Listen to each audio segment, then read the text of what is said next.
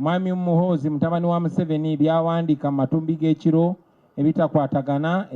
yawandiise n'agamba nti ye ne taata we be bansponsoringa be banteekamu ssente mwebanika tuma munteekamu ssente mundeke ssente zammwe nzikozesa eki bwemwe munteekamu ssente kati omuntu omutaddemu ssente ndikola byokola ate buli gy'alaga mumukuba miggo mutta bantu be mukola ki naye te omuntu oyo yabyogedde yagambako nti ye alina oluganda ku Yesu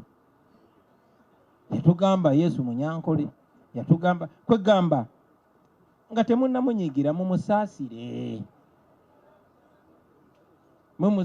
mumuba mumanyi mu matumbi budde amagengere ge yeesiye so mumusaasire nga temunaba munyigira yavuddeyo n'awoninga ne poliisi nga bagamba muntu yenna yenna ayogera ku bubbi bwa kitaawe ne ku ttemu lye ye nga mutabani wa kitaawe ne ku bikolobero bye bakoze nti poliisi erina okuvaayo nemukwata ninze poliisi gye nkwate olw'okwogera amazima naye ngeri poliisi gye nankwata gye tanaba kunkwata nja kitwala nti either poliisi etya oba ye gwetabala mu magezi n'ekyo katukireke kitambulira awo Muhoozi omu basebo ne bannyabo yavuddeyo ennaku 2 n'agamba nti tutongoze ebisiyaga mu Uganda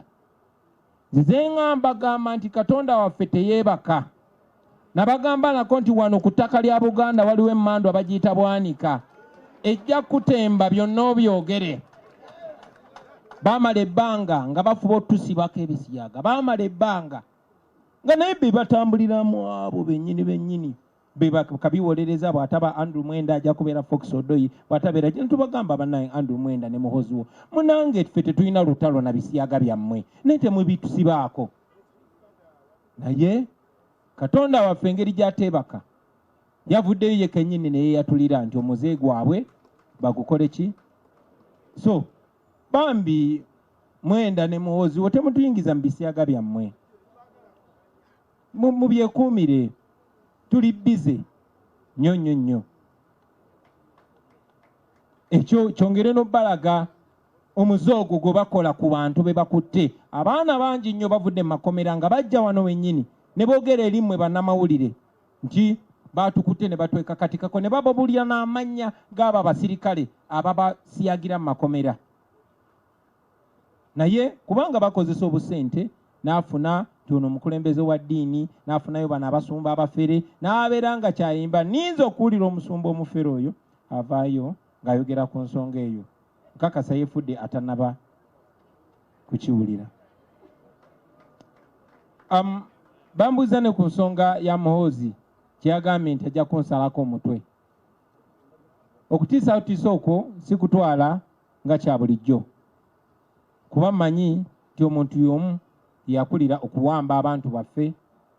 bangi tebaddangamu kulabika omuntu y'omu yenyigira mu kutulugunya omuwandiisi w'ebitabo Nakingu gwe bayita Kakwenza Lukira Basajja ye kennyini era n'avaayo ne yeewaana abantu be bamu bennyini ye ne kitaawe bafubye nnyo okunsaanyaawo Katonda yansimatula mu Arua baali bazze kuntemula ne gye buvuddeko baali bazze kuntemula so ye okwogera ekyokuntemula si kipya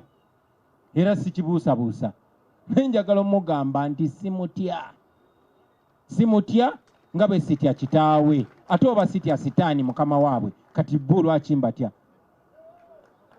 ffe Katonda yatukuuma so tetubatya muli baddembe okukola kyonna kyemusobola naye temusobola tutta tumalawo bwe mba nga nkyali mulamu nja kubabeerera kizibu ate bwe naafa nja bafuukira kizibu nnyo